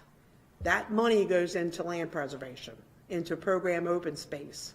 The ag transfer tax is specifically for mouth, but program open space gets that money from the transfer tax. So anything that gets recorded, that money, part of that money goes into program open space. So every citizen in the state of Maryland puts money into land preservation. And that's a contract with the citizens saying that we guarantee that this acreage, and in Queen Anne's County through mouth, it's 30-some thousand acres, and the rural legacy, I don't have a number right off the top of my head, it's like 20-some thousand acres, is promised and guaranteed to every citizen that it's going to stay as ag production. And as bad as Senate Bill 931 is, it still protects that you Correct. cannot put it in easements. Okay. Or Correct. encumbrances. of So any yes, sort. I agree. Senate Bill 931 is a disaster waiting to happen, but it is not including Right. land preservation properties. Properties. But there's still plenty of land that's not preserved. Correct. Where they could do it. Correct. So they could, for example, put in a battery storage facility at the Ewing Farm across from Graysonville Elementary Elementary School school. that is 4 times the size of a That's Walmart, correct. and store energy there, and the commissioners get zero say. That And is to correct. bring that bill into layman's terms, you never, ever want a state making decisions for you on the local level. That would be saying, okay, Chris, your neighbor's going to have concrete piled on there, or car batteries that came out of electric cars, that's going to be your stockpile. Or Jack, we're going to put it next to your house. It can go, it doesn't have to go on farmland. Right. It can go anywhere in the county. It will supersede And it land would use. be made by the state. And the local jurisdiction would have zero say. It is a very, very bad bill, and it's a dark rabbit hole to go down, because if that is allowed, then the next thing is going to be is zoning. And the next thing is going to be, dumps, or, facilities. Anybody that thinks it's bad to work with the county, wait till that happens. And then you got to work with the state on all that stuff. And your governor Welcome to changes. the Thunderdome, right? Your governor changes, so the ideas of this governor isn't necessarily going to be the ideas of the next governor. No, it just keeps getting pushed more and It's more. a very dangerous and a very slippery Yeah. slope to go down, and it's a very dark rabbit hole. You do not want to allow the decision-making to be taken out of the county's Yes, because once voice. another branch of government takes control or power over something, Correct. they don't ever give it back. Nope. They Correct. just get more power. It's infinite power at that Yes. point. Yeah, so. You think upzoning and downzoning is bad? Wait till the state starts making that decision for you. That's bad. Yeah. So if people aren't normally people that go and testify in Annapolis, and I'm going Friday to testify against that bill, write your legislators. You have senators, you have delegates, you have congressmen that live right here in the county. I would actually say, I would write to I would- legislators of Of the the other counties counties. across the Yes, board. I Our did that. legislators are on Our board. legislators are on board with Yes. our initiative. Senator Feldman, and That's who you wanna write. I said this in my email to him. There is 1 million people that live in his county. There's 52,000 people that live in Queen Anne's County. We in Queen Anne's County grow over 6 million chickens a year. Do you know how many his county grows? 233. How are you feeding 1 million people with 233 chickens when you expect us to feed your citizens in your county, but you want to take our farmland away from us? Right. So, Or we'll have to start bringing in the agricultural products at a higher rate, and we saw how well that worked up when we started bringing electricity in. the Delmarva, Delaware, Maryland, and Virginia. Eggs cost a lot now. Yeah. Delaware, Maryland, and Virginia is a corn deficit area to feed the poultry industry. Mount Air alone, which is one of the 3 smaller poultry companies here on the shore, imports 238,000 bushels of corn a week to feed chickens. A week. Yeah, and are we a top grain producer over here on the shore? No, Also? we're at a corn, we are at a corn deficit. We have to, we use all of our corn and all of our soybeans grown on the eastern shore to feed the poultry industry. We have to import from out west every single week. All All right. right, thank you. Absolutely. Thank you very news. much. You all have a good night. All right, Todd, number 6. All right, moving on. Item number 6, pages 49 through 54. This is the FY 2025 Community Reinvestment and Repair Funds allocation. The Community Reinvestment and Repair Fund was established under the Maryland Cannabis Reform Act of 2023. This is an initiative designed to reinvest cannabis tax revenue into communities disproportionately impacted by cannabis prohibition. The fund focuses on promoting social equity, economic development, and addressing key community needs.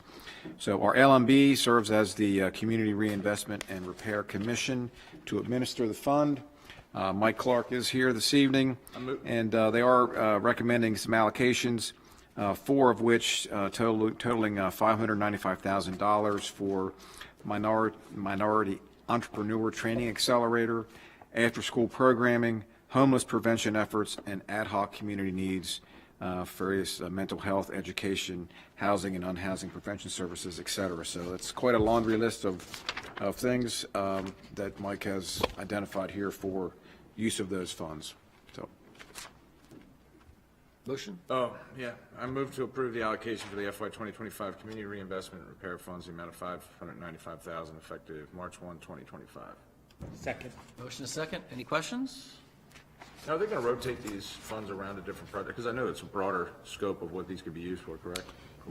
Yes, well, I mean, they've kind of developed 3 or 4 key areas that the state recommended that seem to align well with Queen Anne's County, but then there's a kind of a catch-all also that catches all those other areas. Cannabis And tax, that's sales there, tax, and there's, cannabis. as these funds come in, and I gotta say, they're more than we expected as they're coming in. Yeah. That you can move the amounts. I mean, this is 1 year's allocation, Right, so okay, they can be good. moved around. I'd just like to see us spread the wealth. Yes. we might. All right, we got a motion and a second. All in favor, say aye. Aye. Any opposed? 4 in favor, 1 absent. Motion carries. Thank you, sir. very much. Appreciate it. All right. Thanks, Mike. Thank you, sir. Item number 7 on pages 55 through 70. This is the Murphy Road Farm LLC Administrative Subdivision, amended deed of forest conservation easement, and amended deed of open space easement to reconfigure several open space areas on this property to address the percolation test on those 2 lands. So we have 1.7 acres previously recorded as forest conservation, resulting in 1.027 acres being placed in a new amended deed of forest conservation, and reconfiguring and adding 8.499 acres to the previously recorded deed restricted open space, resulting in a total of 60 .939 acres being placed into a new amended deed of open space. So there is an exhibit. It's a little complicated, but it has been reviewed and recommended for approval by our planning staff. I move to execute the amended deed of forest conservation easement and the amended deed of open space easement for Murphy Road Farm LLC. Second. Any discussion? All those in favor say aye. Aye. Any opposed? All right, 4 in favor, 1 absent.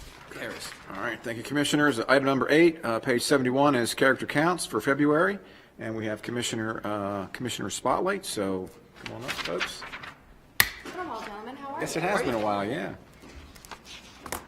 I have with me Michael Yates, who is the president of Chester Y Center that we're Hello, honoring Michael. tonight. Thank you. Yeah, welcome. You can read it. Me go first? Please. Me go first. Queen Anne's County Commissioners Character Count Spotlight for February 2025. The Character Counts pillar celebrated in February is respect. This pillar is both given and received, and its core is simply treating others the way that you would want to be treated. Our honoree this month ensures that all people, especially those with developmental disabilities, are treated with respect and dignity. The Chester Y Center was founded in 1968 by Bobby Ann Nash in response to the scarcity of services for individuals with developmental disabilities in Queen Anne's County. Inspired by her son's needs, she rallied support and established the center as a community-driven initiative. Programs and services provided by the center include support in transitioning students from the high school system, employment coaching and opportunities, and transportation services. All these years later, Chester Y continues to serve the community by providing comprehensive day and residential services, supporting 45 individuals daily. Most recently at the annual Queen Anne's County Chamber of Commerce Celebrating Businesses Dinner on November 7th of 2024, the Chester Y Center was granted the first ever Nonprofit of the Year award. Chester Y Center is committed to expanding its services to reach even more citizens with disabilities within Queen Anne's County. Their goal is to continue to grow in the community for at least another 57 years, building on their legacy of support and community integration for those that they serve. You can find out more about the Chester Y by visiting the Character Counts website at www.peopleofcharacter.org or by following Character Counts on the Queen Anne's County, or by following Character Counts of Queen Anne's County on Facebook. As always, if you are aware of a business, nonprofit, or an individual in the county exemplifying one or all of the 6 pillars of character, be sure to nominate them for future spotlights. And wonderful news, too, the Chester Y has also just come on as one of our businesses of character, so we are going to be partnering with them moving forward. So Not we're surprising. Very excited about it. No, yeah, I'm not surprised either. It was easy. Yes. So can we get Thank you. Sure. Absolutely. You want to do a quick picture? Yeah, that'd be great. Thank you for coming for such a short period of time. I imagine just sitting in the audience, you learned quite a bit tonight, didn't you? I learned a lot.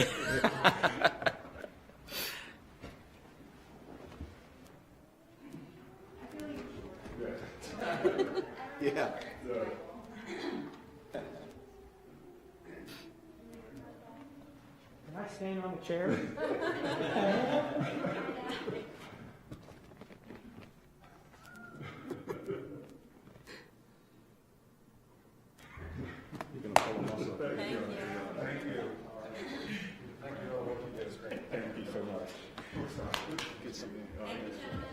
Massage your leg.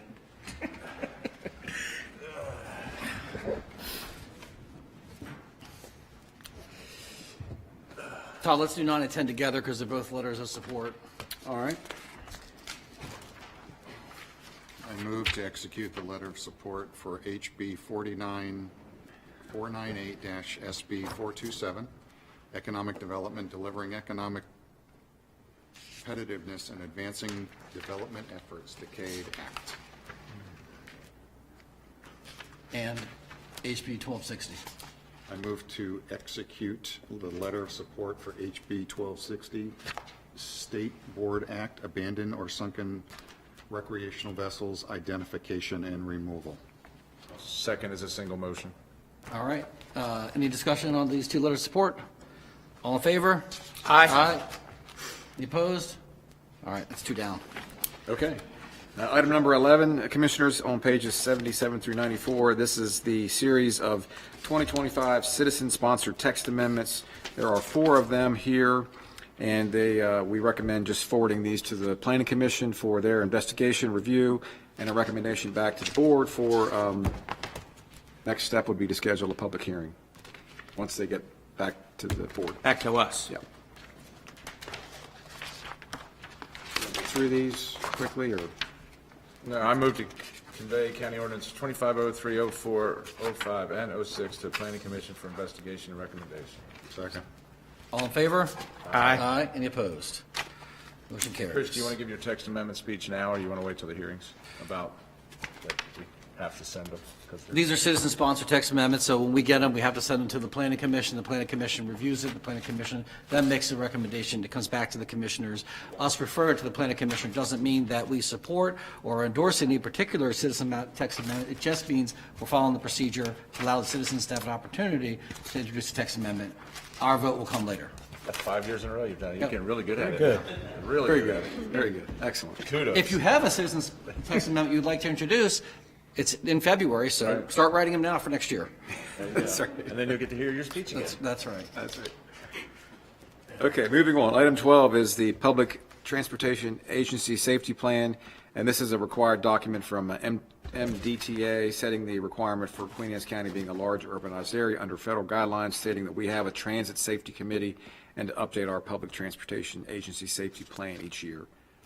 So for our transit bus service at our Department of Aging. I move to hereby accept the Public Transportation Agency Safety Plan as stated by the Maryland Department of Transportation under federal guidelines, as Queen Anne's County is considered a large urbanized area. Well, I'll second that.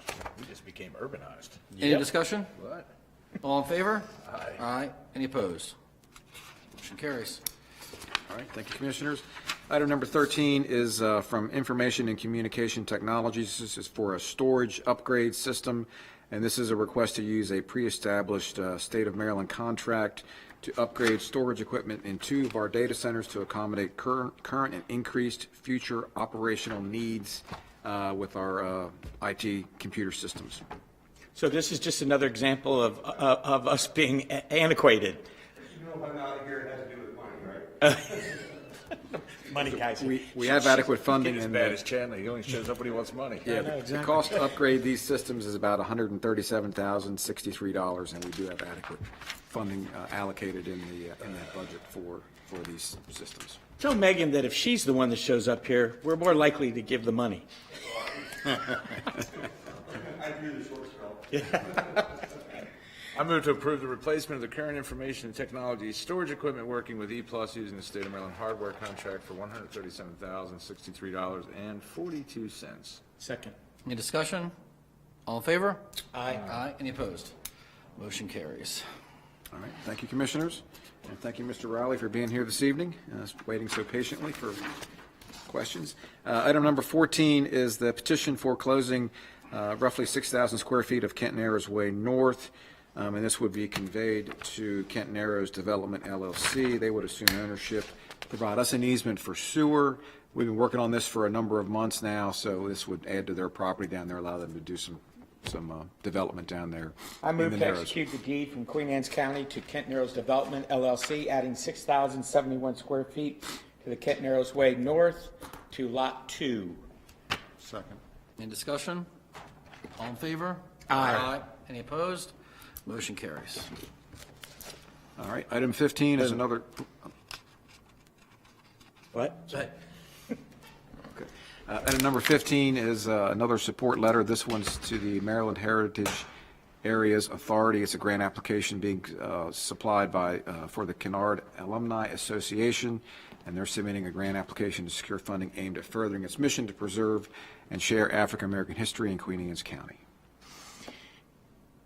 I move to execute the Maryland Heritage Areas Authority grant application support letter for Kennard Alumni Association. Second. Any discussion? Yes. Okay. So Do they manage the whole, does the Kennard Alumni Association manage that whole facility? Yes. Every square foot they're responsible for, as far as maintenance and maintaining and, Yeah, and they just hired the new, an incoming executive director. Yep, that we're assisting with as well, yeah. Okay. They're doing a great job, they really are. oh, yeah, no doubt. I wanted to make sure that they were the sole decision maker on anything that takes place in that building as far as changes, improvements, whatever. Okay, And all thank you. attached buildings as well. And all attached buildings as well. Thank you. All right, any other questions? We got a motion and a second, all in favor? Aye. Any opposed? Motion carries. All right, thank you, Commissioners. Next, we have two budget amendments. First one is CC8 for moderately priced housing. This increases the budget authority for the moderately priced dwelling units fee in lieu for FY25, as well as increasing the number of loans that are made available to first-time home buyers in FY25. The amount is for $200,000. Motion to approve CC8, no additional county funds are requested. Second. Any discussion? All in favor? Aye. Any opposed? Motion carries. Thank you, Commissioners. The second budget amendment is Budget Amendment CC9, Global Surcharge Fund. This provides additional budget authority in the amount of $200,000 in the Global Surcharge Fund to cover recycling equipment and materials, including cardboard recycling roll-off containers and plastic-free QAC boat shrink wrap recycling bags. You want to make that motion there, Paul? And this is the surcharge fund. We get a surcharge fund from the rubble landfill in Queenstown. Goes into, we get a small percentage of that. It goes into a pot of money that we can use for recycling activities in Queen Anne's County at your discretion, the board's discretion. I make a motion to approve Budget Amendment CC-9. Second. Any discussion? All in favor? Aye. Any opposed? Motion carries. All right. Almost there. All right, thank you, Commissioners. We have our two desk items. The first is a support letter for the town of Barclay. They're trying to get funding for a new community center and town hall, seeking $1,044,000. This would be Motion to sign the support letter for the town of Barclay's application for congressionally directed spending under the USDA Rural Development Community Facilities Program. Second. Any discussion? All in favor? Aye. Any opposed? Motion carries. Thank you, Commissioners. Our final item was a latecomer today. Support letter for a Maryland Heritage Areas Authority grant via Josh Willis from Historic Kent Island, and it's a grant application for Paths from the Past, the Narrows Revealed. I move to execute the letter of support for the Maryland Heritage Area Authority for grant funding for paths from the past, the Narrows Revealed. Got a motion? Second. And a second. Any discussion? All those in favor? Aye. Any opposed? All right, motion carries. Mr. President, that is all of our action items this evening. Press and public comment. Some public comment.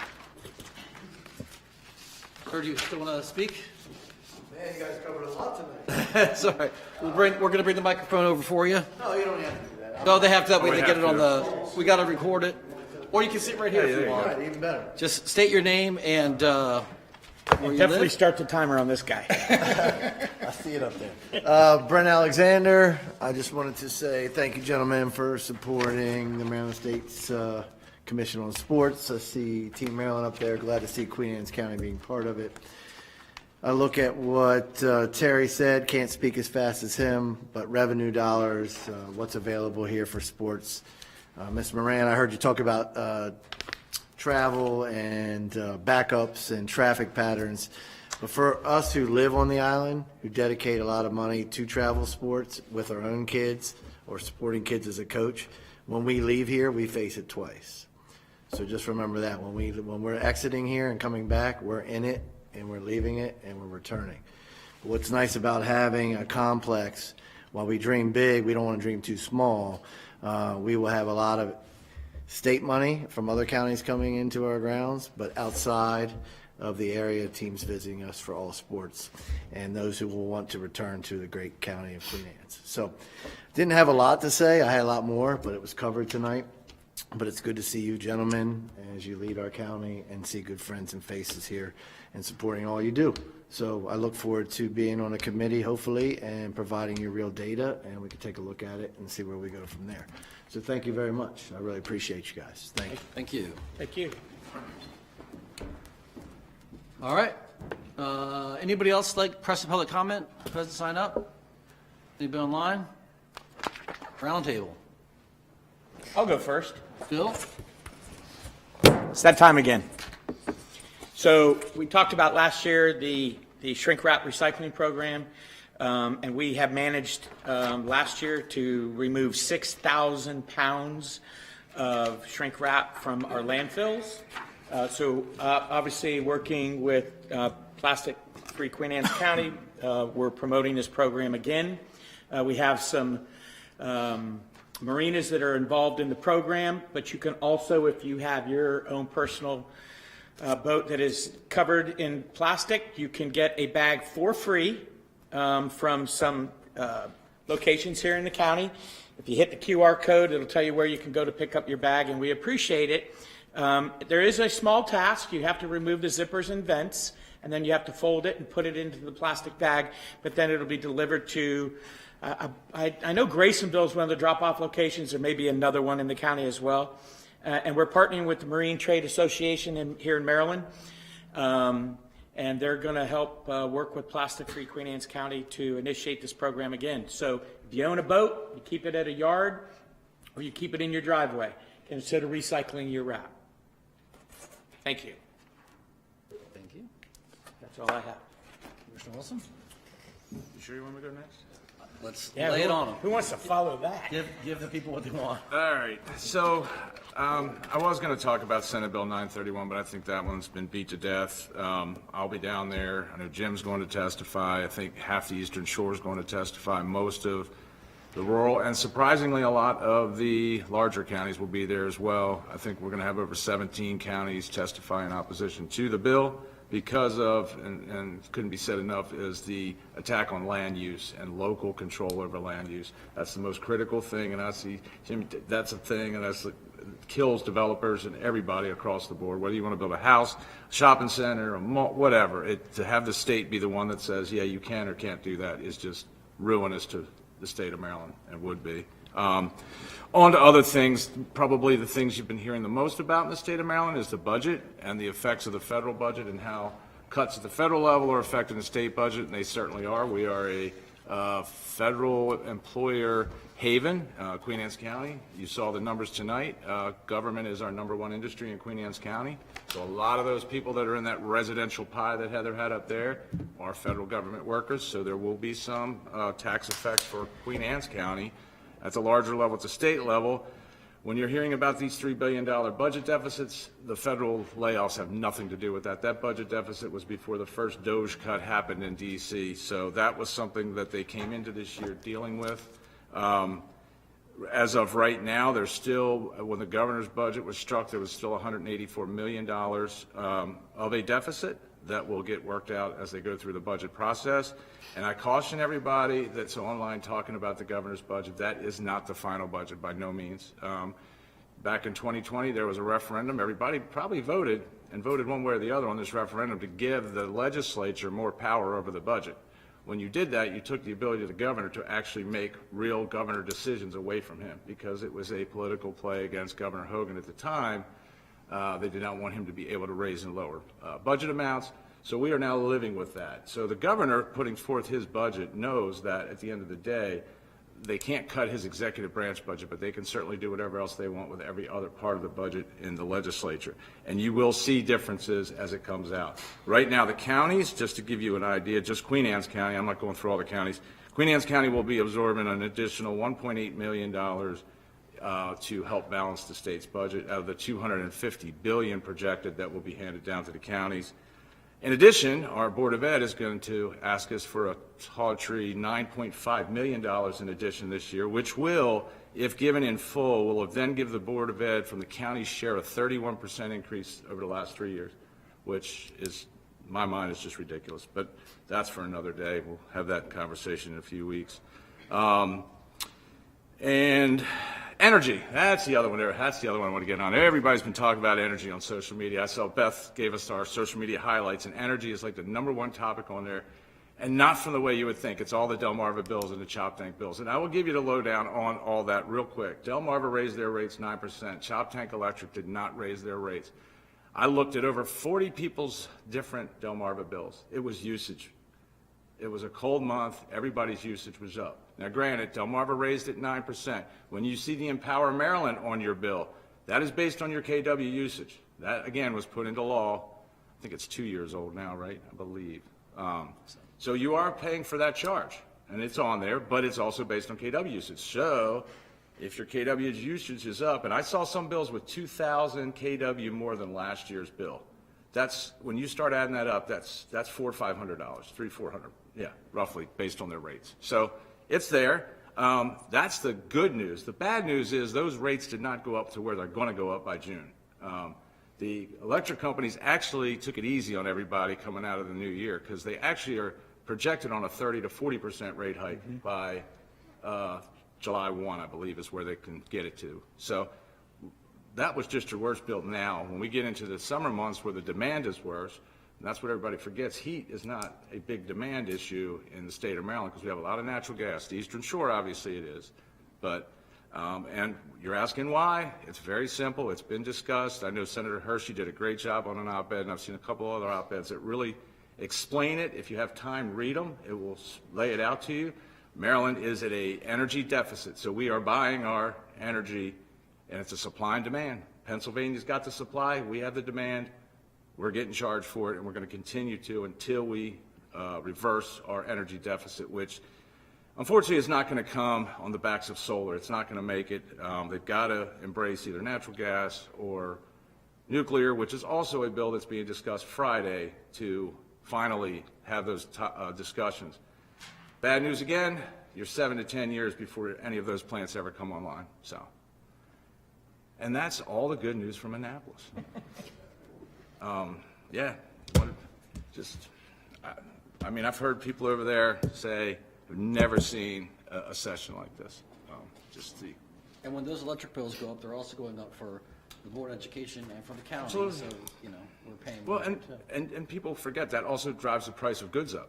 Because if you're paying more to open your store to sell your goods, you're going to have to cover that cost. That cost is going to get passed on. People cannot absorb that as business owners. So it's energy. Energy drives costs right now, and people got to realize that at all levels, our inflation, everything's being driven off energy right now.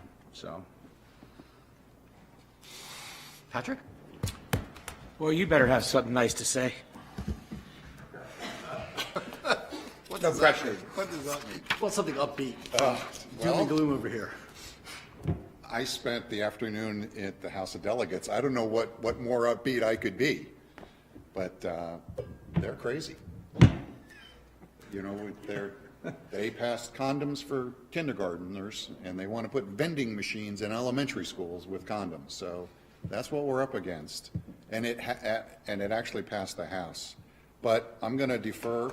I just want to give kudos to Jack and Jim. Jim testified, and Jack lives over there, and he's doing a great job, and we're very appreciative of it. Your turn, big guy. Scorched earth policy. That's really all I can say. So today, I can't remember the number of the House bill. Queen Anne's County put in a bill to keep the distance from dispensaries and from processors to 1,000 feet from churches, daycare, residents. And because the state naturally is at 500, the most liberal in the nation. You know, Colorado and California are at 1,000. So Delegate Arntz introduced the bill, and he testified, I testified. And then when I got out of my seat, there were supposed to be 3 people testifying, there was 4. It was 2 couples, a couple from Kent County, and I think a couple from Baltimore. They weren't from Queen Anne's County. And Kent County said it's just hard to find a place in Queen Anne's County to put a business. I don't know why you don't stay in Kent County, but that's a whole nother story.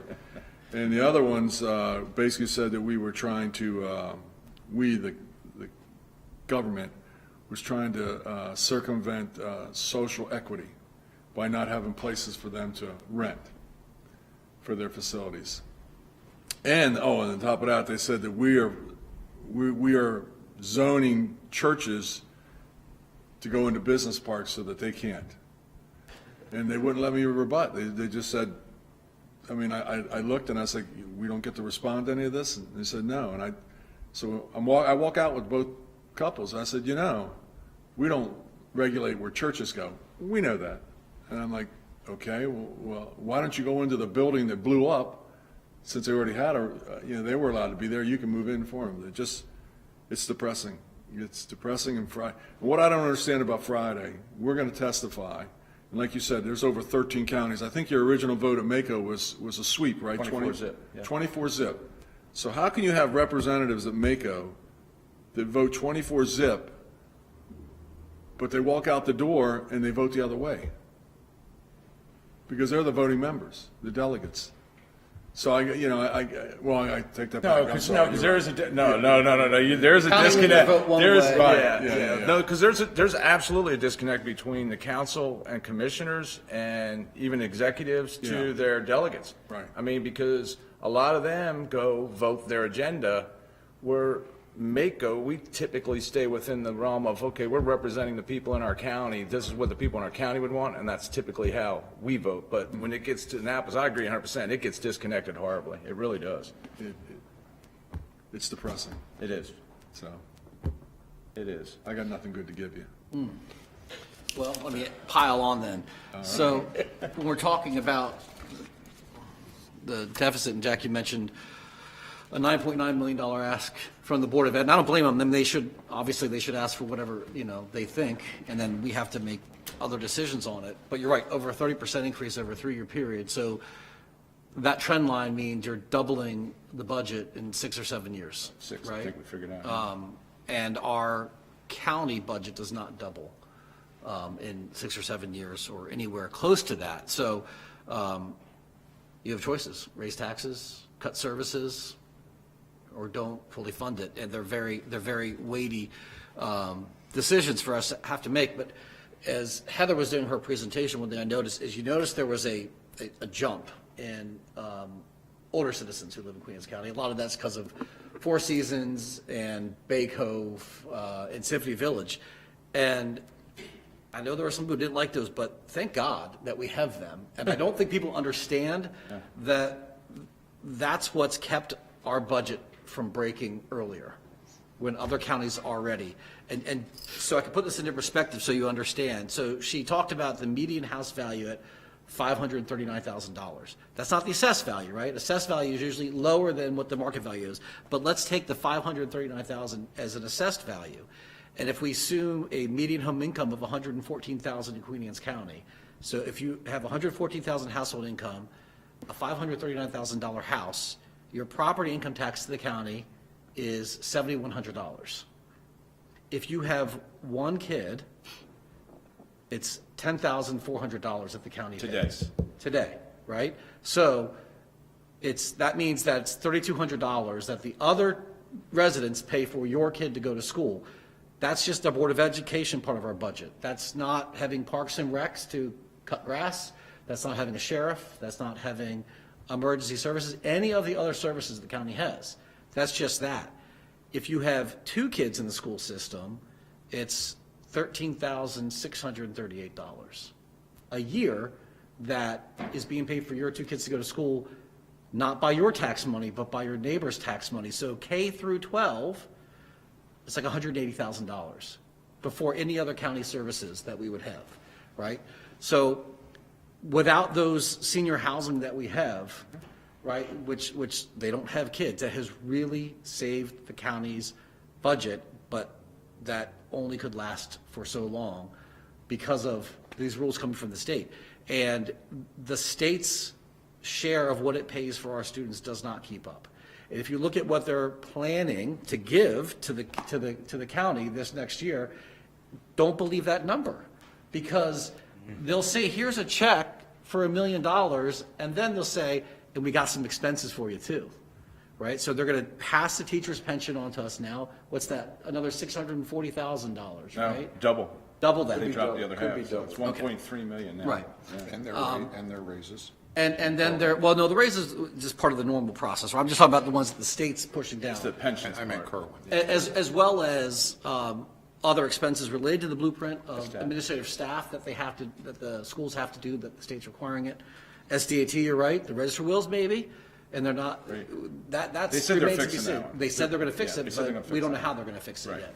So the state's not really putting more money into the county, they're pushing expenses onto the county and giving less than what they're doing.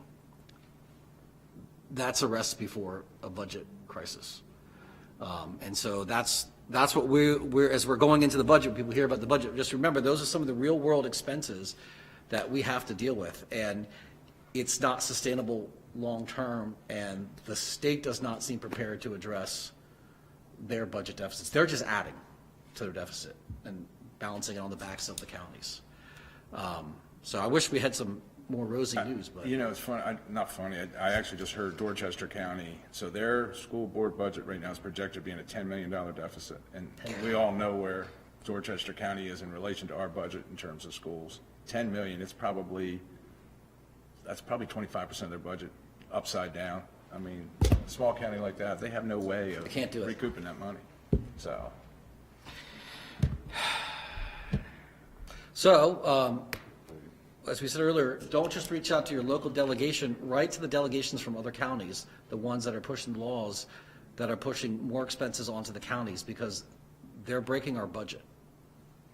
And they're making it so that we have to make tough decisions because there's not enough money. They may say, well, just raise your taxes, right? So as everybody's electricity costs are going up, as people are worried about getting laid off, their solution is raise taxes. The time when you probably shouldn't be raising taxes the most is when there's those other external financial pressures on people's homes. And that's going to be their solution. And so we're going to do our best to make the budget work with what we have, but there's going to be some difficult decisions that have to be made. Reminds me of that budget process back in 2011 for the 2012 year, when we had a $20 million budget shortfall, which was at that point 20% of our budget. We didn't have the money, and so we put together the task force, and Commissioner Jim Moran served on that task force to take a look at what public education was going to be affected by underfunding education, public safety, government. It was a tough process, and it just seems to me that this is deja vu. Mm-hmm. That's the way it's trending. But self-inflicted this time. That was an economical downturn based on the recession of 07, 08. This is Wasn't a self-inflicted wound. This is self-inflicted. This is 100% self-inflicted. This was decisions made that are now coming Well, back. what I'm referencing is not necessarily, but the tough decisions that we had to make. no, The difficult decisions that had to be made. But you were forced into them by the economy. These are not being driven by the economy, unfortunately. Because all the states around us, their GDP is 3 to 4 times our GDP right now in Maryland. Literally, they're cash flush right now. So, and don't have energy problems. There's a lot. We have a lot of bad things going on right now. It's kind of a perfect storm if you start looking at it from a financial standpoint. So. Anybody else have any good news? What's that? Anybody have any good news? Yes, I do. Spring training started, right? Isn't that good news? Yeah. I have good news. Okay. I'll make a motion, we adjourn. There you go. All in favor? Aye. All right.